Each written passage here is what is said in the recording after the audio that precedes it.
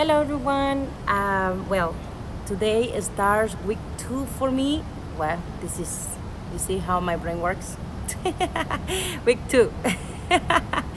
Well, bottom line is I already finished my 6 miles and I'm going to do a little bit of push-ups just to warm up.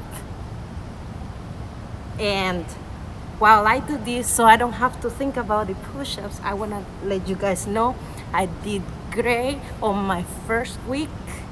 I lost some weight, which is the goal, right? Not the only goal, but it feels good. Oh my God. And I'm still sore from that week, but still staying disciplined. And even though I was not 100% on my diet, because it's so hard, when you are going with life and going out, and a friend takes you to a restaurant and we like, oh my God, that's so good. We ate salad, but I forgot to tell the salad before they put the dressing to put it on the side, because if you know a little bit about nutrition and how to count your calories, to be safe, you realize that those dressings and the salads that they sell on those are delicious, but are the ones that have the most calories, fat, all those goodies that we don't need when we are strict, right? But I got so excited to see that, even though that day I told myself, you know what? I don't care. I just played 2 hours of tennis and I'm going to eat just the meal without worrying about it. And I really literally enjoyed that meal with my tennis mama. And literally, we ate at Olive Garden. We had a meal. I ate pasta, I know, right? I was like, darn. But I did do exercise that day, that specific day. Oh my gosh, I ran my I 6 miles, right? Not ran, I do jogging and walking because my knees cannot handle much, okay? But I did that, plus then I went and played those 2 hours, and in the afternoon I did my CrossFit Zoom call video. So I guess it didn't really backfire me too much. But imagine if I had been strict like I should, and that would have been even more amazing. So bottom line is, like, listen, you're not going to be perfect. Nobody's perfect. Don't expect to don't put your brain in so much stress, because that stress is what is preventing you from getting there. If you are in a weight loss challenge, okay? So I even got my dessert that day. So bottom line is, I lost 3.6 pounds. 3.6 pounds in 1 week. And I had a very good cheat meal on that week. And don't tell that to my trainer, because I don't want no trouble. But I'm going to be strict this week. I am just going to do it, because this week, no cheating for sure. No cheating. I promise, okay? And I'm so excited though. I'm so pumped up. To me though, this challenge this challenge to me is not just all about the physical part, because I have proved to myself, sometimes we just do, and I guess those challenges are very good to reset, to have a reset point for yourself. You know what I mean? So that you can get strict. You can get hold of, like trying to how can I say it? Embrace those things. And the only way that that you have to is because you're not going to allow that will kind of like, okay,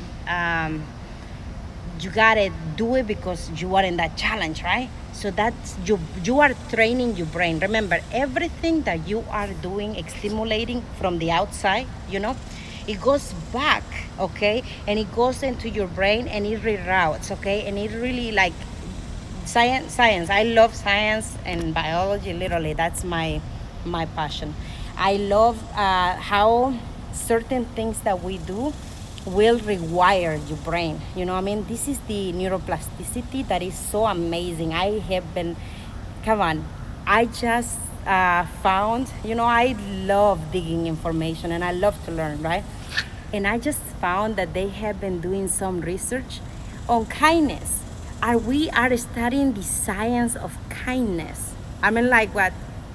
Hold on. What? You did what? That's exactly what I was at first. And I'm just like, damn, this makes sense now. So I am really, really digging on this stuff, and I'm very, very passionate. I'm feeling very upbeat thanks to that. And now it's making sense, things, because then I kind of learn about the concepts, I kind of think about it, and then the way that in my personal life, the things that I have done, and then I think about it.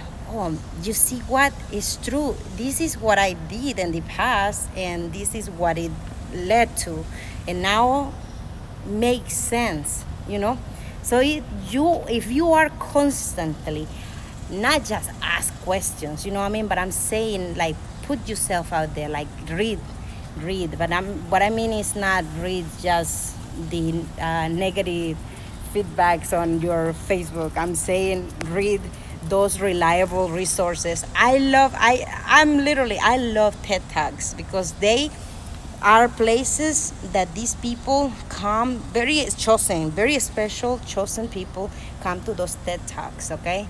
And they give me those places that they found information, and then I go like, I write those, and then I go around and trying to find, information that route to not prove or disprove, but basically to accumulate more knowledge for myself, because one TED Talk can last, 30 minutes, 1 hour, but then it's so much information and it's so consolidated that just understanding the concepts, it can become intimidating, especially if you don't have a science knowledge or background. So don't allow that limitations, stop you from growing your mind, okay? And it's so amazing to see that literally even I'm so excited because I saw this TED Talk, and my next step is going to go look into that, obviously. They are studying the science of happiness, right? We all hear like, oh, these quotes talk about happiness, how to be happy. You need to stop, thinking, putting too much stress on yourself, blah, blah, blah. All these quotes that usually tells you what not to do, okay? These quotes is like, don't rely on people that tell you this, don't put your happiness on other people's hand because it's not possible. We know all of that, right? But nobody tells you what you possibly can do to get happy, right? So this is the part that intrigued me, you know what I mean? Because all day long, literally, I post, I go like find a quote or whatever, and I just, go share it, share, you know what I mean? Everybody going to read that in their own way, because remember, we read things, we see things in our own, with our own lenses, because we are a product of our experiences, So what something means to me, something else could mean to somebody else. So that's the key. That's the reason that we need everybody to be exposed to information, and that's the reason that we need to be very compassionate, very empathetic, because not all of us supposed to see things one way, you know what I mean? Or nothing is like, we know that there is a line, there is a boundary, there is a standards, what is right and what is wrong, right?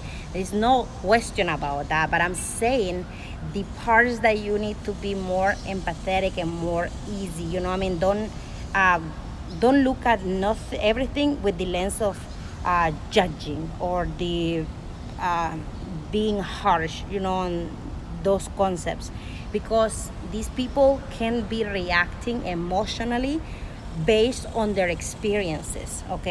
And this happened to me recently. I know I have shared with you guys a little bit about my childhood, and how being a raised by a single mother, that she's very strict on the fact that, hey, you don't go out here, don't, come on. I literally started building my immune system at the age of 15 years old, probably. I used to get sick a lot because, yeah, my mother will never let me go out to play in the soil and the dust outside, because, her way of thinking is different. And this is the part that we kind of come and, like, a lot of times have a hard time, because she tries to do the same thing to my daughter, and it's like, no, you cannot go touch the I have a little dog, right? You cannot go touch Moody, because she tries to prevent my daughter from, if the Moody has been outside or playing or whatever, so it's a little bit extreme. I get it. I get that you have to have some precautions and safety. I understand. Absolutely agree. But when we go to those extremes is when it becomes dangerous. And I don't know shit, literally. I don't know everything. I am learning. I am trying to understand, because what I'm going to take out of this world, and I will, if God gives me this gift, because I can never earn this gift, obviously, right? And it's impossible. But I pray to God, and I ask that if it's something I can get, is to see my product and see that I can, the day that I die, I want to see what I want out of my daughter. You know what I mean? I picture something beautiful out of her. You know what I mean? I want to see it. You know what I mean? I want to see that fruit of mine being grown to what, I want. It's not about I want her to live this life or what this way. It's that I want her to embrace life this specific way. I know, and I cannot wait to see how her own ways or her unique or person is going to come up, and do things, because I know it's the dream of every mother and every father to see their kids grow and become something good to this society. And a lot of times, it's unfortunate we don't get to see that, and that's the part that is very hard and very painful. But we cannot just stop losing hope, because if you lose hope, then there is no energy source to continue that route. That's the reason that a lot of people that are very idealistic and optimistic are able to achieve things that we thought they were impossible, because they never lost that hope. They always saw that impossible task be impossible. You know what I mean? And if we don't get that task, whatever level that we get close to that, it feels like rewarding, because you knew that the mission that you were trying to gain, it was impossible, but at the same time, that mission, it was worth working towards. So that's the reason that we need to be more optimistic. Even we need to be like, I don't believe in dreams, and dreams can be very misleading. Okay, and I literally still have a hard time believing on dreams. My husband was a big dreamer, okay? And he will fight with me about the facts about, if you don't have a dream, how are you going to achieve anything? You know what I mean? And how are you going to be energized to do that? Dream is like a goal, he calls it a dream, but I call it a goal. I'm more in the science, you see what I mean? I'm saying like I have to see, I have to, touch it. I have to be able to, you know, tangible, Dreams are here, goals are written, are worked on, are, I can grab it, I can feel it, I can smell it, I can make it happen, right? In dreams, I feel like it's hard to, I cannot explain but the bottom line is you gotta give yourself that time to discover yourself. And discovering yourself doesn't mean like getting that mat and that yoga and that incense or that essence oil going, because that's not going to make magic, okay? I mean discovering yourself is like digging a lot harder than you have been in your life before, okay? If you want to find yourself, I try to find myself by asking questions about my own self, right? Then I was like, well, I got a lot of insights from that. But then I found somebody that is portraying the things or showing the things that I always see on me, you know what I mean? And the way that I think.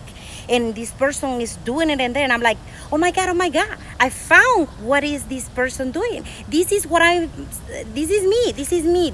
me. But I can see a lot of things out of this person that I cannot see in me.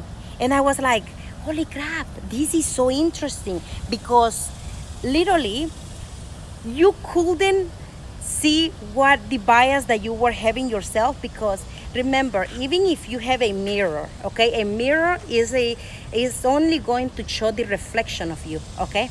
The mirror is not going to be able to go deep inside you. And I was trying to get to that level, you know what I mean? And I'm like, but how? I just can see my output. I cannot see the origin of the output. I did this, okay? I did this, and I am like I'm blowing away, because I saw the reflections, that I identify on this human being, and I am like obsessed about it, right? Then, but I went one step deeper. I go like, where is he getting those ideas, those thought processes? Where is the origin of that, right? I know. I started like, looking at the sources that he's looking at, and I'm like, oh shit, this is real. This is it. So I wasn't able to study my own self, but I was able to see that the patterns, and where that come from. And that's the reason I'm saying, like, if you gotta get out of your comfort zone to be able to go there deep enough. And I'm like, I'm so happy. The fact that I feel like I finally broke that chain that was locking me inside. And I'm like, you know what? I got now a good foundation. I can do it now. I can see where this is coming from. And I'm able to answer some questions now that I was not able to answer about myself.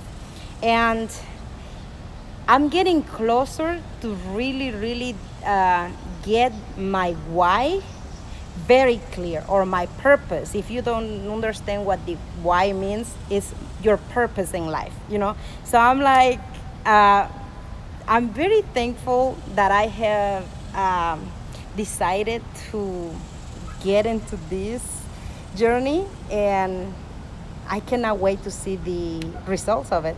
So thank you so much for following, watching, and I hope my words, or maybe one thought that I threw out there, I'll lighten your day and maybe get you going too,